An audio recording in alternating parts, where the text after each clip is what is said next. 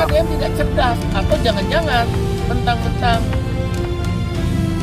surveinya sudah nomor 2 sebagai calon presiden, mulai nakal.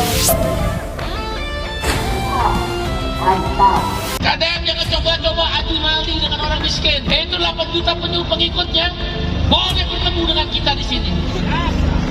Gak usah main sosmed ngancem-ngancem. Ayo ini, ayo itu.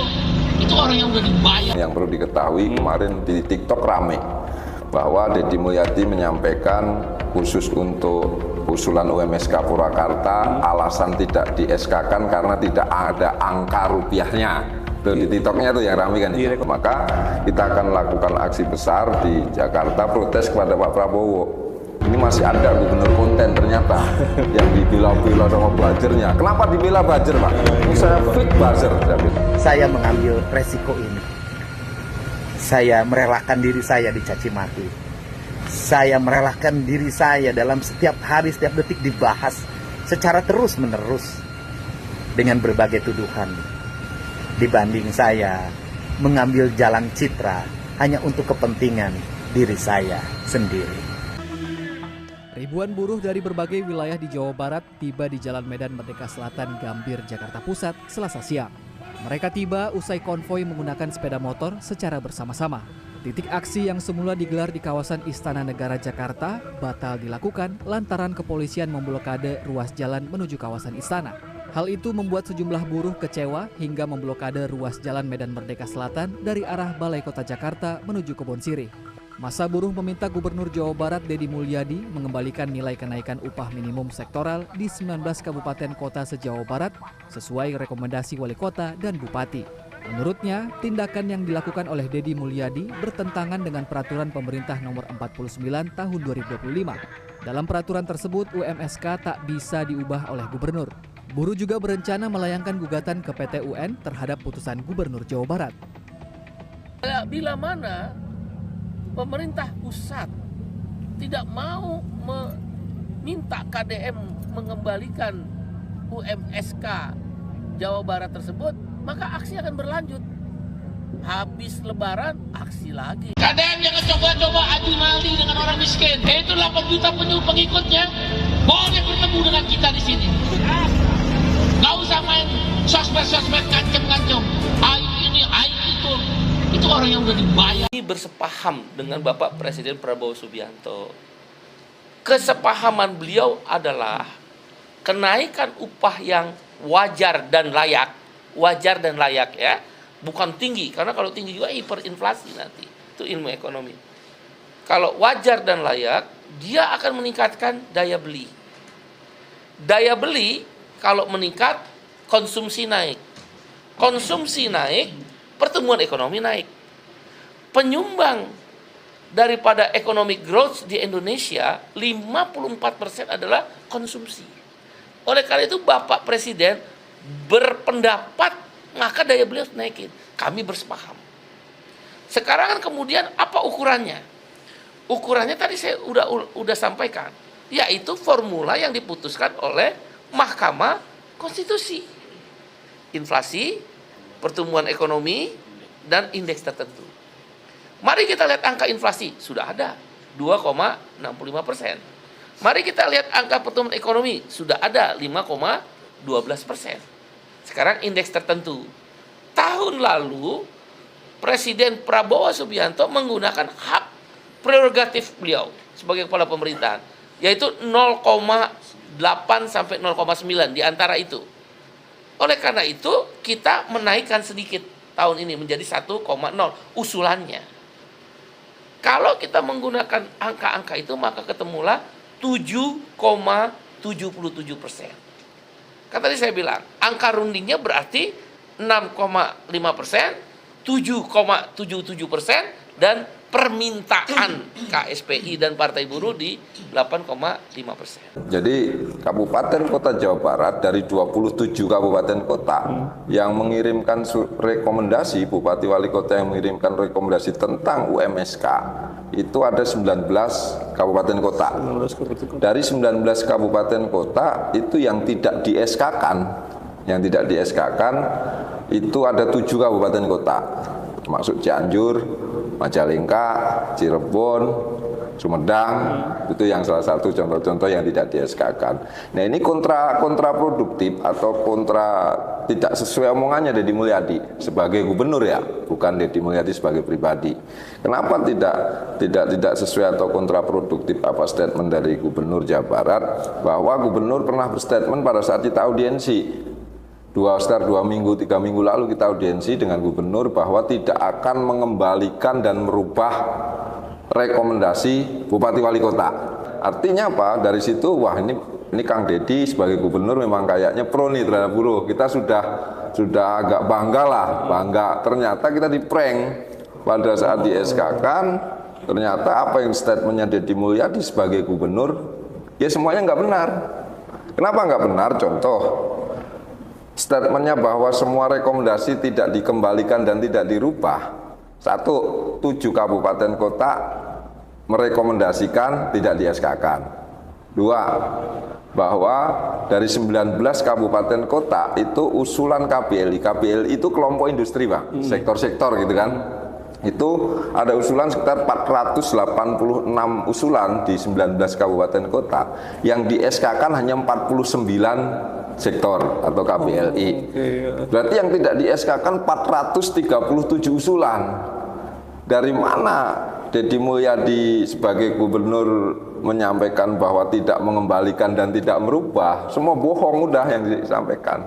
Tidak sesuai, termasuk nih Bang yang perlu diketahui, kemarin di TikTok rame bahwa Deddy Mulyadi menyampaikan khusus untuk usulan UMSK Purwakarta alasan tidak di SK-kan karena tidak ada angka rupiahnya. Tuh, di TikToknya tuh yang rame kan. Di rekomendasi dari Purwakarta. Dari Purwakarta. Padahal kalau dibaca detail, ya di situ surat rekomendasi Purwakarta itu ada angka desimalnya 0,7 kenaikan UMSK-nya dan di lampirannya itu ada angka rupiahnya. Jadi bohong besar kalau bilang Purwakarta nggak ada angka rupiah ya. Ada angka rupiah. Semua kabupaten yang mengusulkan itu semua ada angka. Nggak ada satupun yang nggak ada angka. Jadi ini framing ini yang menurut saya seolah-olah paling bijaksana, tapi fakta yang ada bagi kami, bagi saya, ini Gubernur Jawa Barat ini pembohong. Dari awal runtutan itu udah bohong terus tuh. Tapi saya nggak tahu masyarakat masih nyinyirin buruh pada saat nuntut Deddy Mulyadi. Saya juga kurang tahu sebagai gubernur sekali lagi. Jadi kalau saya nyebut Deddy Mulyadi berarti sebagai gubernur, bukan pribadi.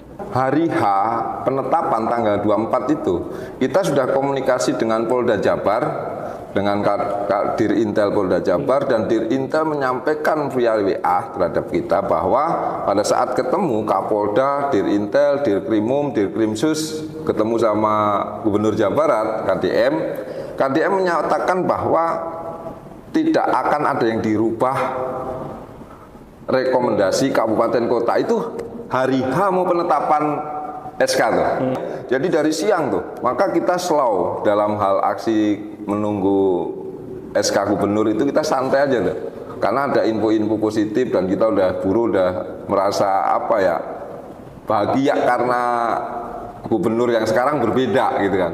Ternyata pas habis maghrib keluarlah itu SK UMSK, udah kita di-prank habis udah.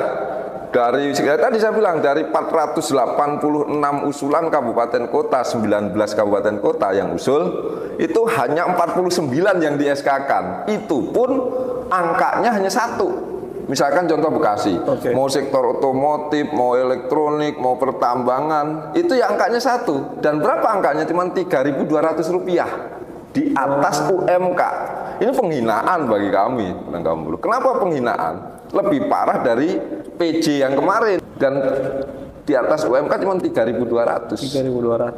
Sehingga apa? KDM yang diagung-agungkan bahwa dia pro rakyat cilik, pro orang kecil, dan ini bohong besar bagi kami kaum buruh. Ini realitas-realitas yang saya sampaikan. Terserah nanti apa bajer-bajernya mau nyerang saya juga terserah. Tapi prinsipnya kami buruh ini bukan politikus. Buruh ini adalah menyampaikan fakta-fakta di lapangan. Buruh ini sering dijanjikan dan diingkari. Ganti-ganti gubernur di Jawa Barat, saya pikir gubernur Jawa Barat yang hari ini ada, KDM ini pro terhadap buruh, ternyata enggak juga. Ya. Buruh dibohongi juga, dibohongi Bang, ini realitas dibohongi. Jadi konten-konten KDM yang menyatakan tidak mengembalikan, tidak merubah, bohong. Yang mengatakan bahwa Purwakarta tidak ada angka, bohong. Tuh Gubernur Jawa Barat tuh.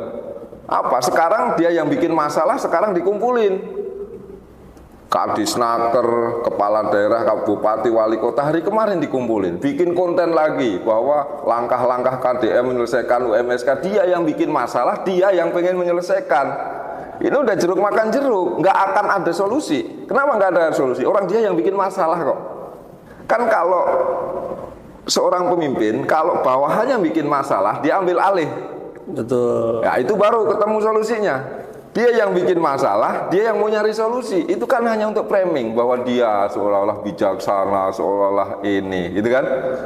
Nah, ya nggak bakalan ada solusi. Kenapa nggak ada solusi? Karena dia sudah bohong dengan statement-statement awal. Sekarang pengen mengembalikan keadaan opini publik bahwa dia itu benar.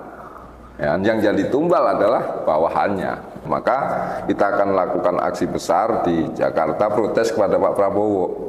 Ini masih ada gubernur konten ternyata yang dibela-bela sama buzzernya. Kenapa dibela buzzer, Pak? Ini saya fit buzzer, saya bilang. Kenapa hari kemarin? Itu hari kemarin tuh. Yang saya suruh ngomenin TikToknya Deddy Mulyadi, itu istri saya sendiri. Komen di akun resminya. Di akun resminya tentang yang menyatakan UMSK Purwakarta tidak ada angka. Saya minta kepada istri, karena saya memang gaptek Bang, saya nggak punya TikTok dan segala macam. Saya minta istri, coba komenin, tak kasih kirimin data tentang rekomendasi Bupati Purwakarta yang ada angka, itu kita kirim. Komen TikToknya Deddy Mulyadi, nggak hitungan menit dihapus. Saya minta lagi tuh, coba komen sekali lagi, dinaikin lagi, dihapus lagi. Sebelum dinaikin tak suruh screenshot dulu kan, screenshotannya yang ketiga tak suruh ngomenin lagi, tak suruh nulis bahwa ini loh data yang tadi saya kirim dihapus, baru naik dihapus lagi. Berarti artinya apa? Ini anti kritik.